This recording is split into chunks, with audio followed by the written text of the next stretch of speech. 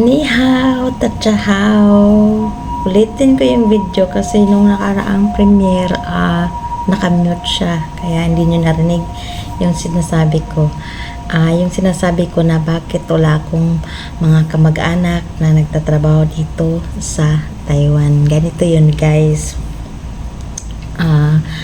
Marami akong mga kamag-anak na gustong mag-apply dito. Pero ako, guys, nung pumunta ko dito ng Taiwan, wala akong kamag-anak na tumulong sa akin. Sarili kong sikap. Isa kong kaibigan, dalawa kami. Galing akong Malaysia sa Singapore. Sabi namin mag-apply kami dito sa Taiwan. Wala to sa plano. Ang plano namin Singapore. Ngayon nagbago yung plano namin na sabi namin mag-Taiwan na kami kasi hiring daw. So ganito. Sa aming barangay, ako lang talaga ang nandito sa Taiwan. Karamihan dun sa amin, Saudi, Hong Kong, Singapore, ganun sila. Wala sila ditong Taiwan kasi malaki daw placement fee. Pero parehas lang naman sa Hong Kong. Kasi meron kasi ditong Mandarin. Hindi naman nila alam. Di naman ganun kahirap mag-apply noon.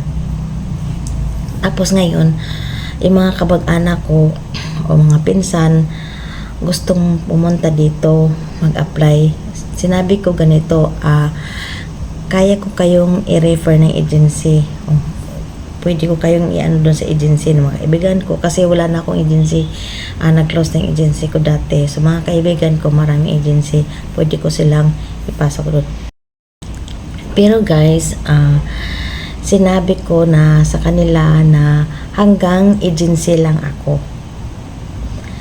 Kasi ayaw ko yung masisisi ako na halimbawa pag first timer tapos hindi kaya yung trabaho, masisi ako. Kaya gusto ko yung sarili talaga nilang sikap na mga expenses and tapos ayaw ko sabihin na i-apply ko kayo dito, sasagutin ko yung mga expenses. No, sa inyo na talaga yan.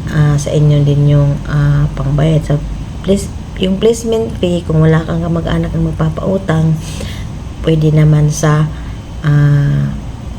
bangko, sa lending, pwede kang umutang, or basta pwede kang umutang kahit saan. Kung mayroon kang pera, di okay. Pero tsaka ka naman makakuha ng lending pag mayroon ka ng flight details. Tapos yung ihandaan mo, yung pang-medical mo, pang-training, pag mag-uwa, kasi yung uwa o yung training, stay in naman yun. Pero yung uwa, stay out ka talaga. So, Monday to Friday. So, pamasahe mo talaga umaga sa hapon, pangkain mo. Yun ang talagang dapat mong handaan. Tapos, guys, kung ayaw ko kasi na pagdating dito, ma-homesick, di ba? Tapos tutulungan ko, mahirap maningil ngayon ng pera pag napautang ka. Kaya gusto ko, sinabi ko sa kanila, pinaliwanag ko na kaya ko kayong tulungan sa agency pero hanggang dun lang.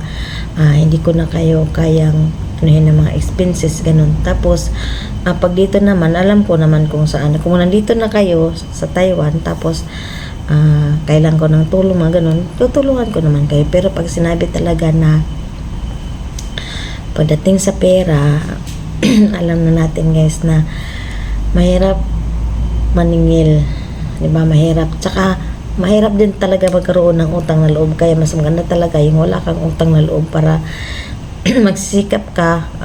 Sarili mo talaga yun.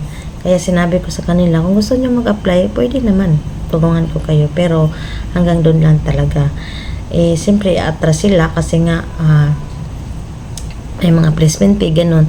At saka sinasabi ko talaga na ganito yung trabaho, kailangan matatag ka, kasi nga kailangan mahabang pasensya mo, kasi nga ang alagaan mo dito may mga may sakit, kaya kailangan mo talagang kaya umatras sila. Gusto nilang sa Saudi na lang kasi pag nag-apply doon sa Saudi,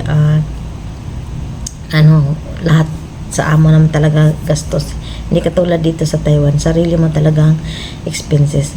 Mga factory man or mga caregiver, mga caretakers, parehas lang talaga. Sarili mong gastos. Kahit mga fisherman pa yan, sarili mo talaga. Walang placement fee na deduction dito, walang ganun. Kaya sarili mo talaga.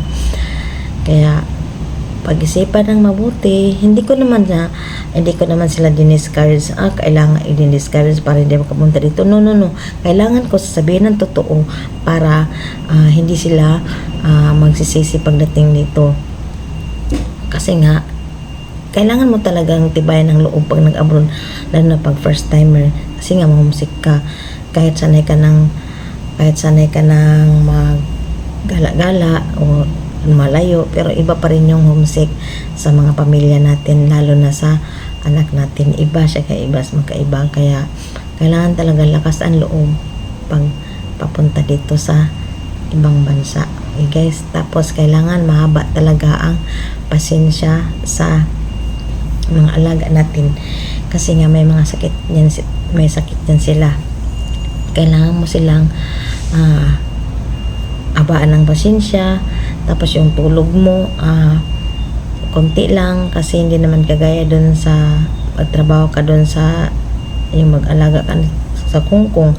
Kasi pagtulog mo, kung wala kang alaga, tulog mo talaga kwarto mo. Dito kasama mo talaga sa kwarto yung alaga mo. Kaya pag nagising siya, magigising ka rin. Tapos kung kailangan mo siyang palitan ng diaper, papalitan mo.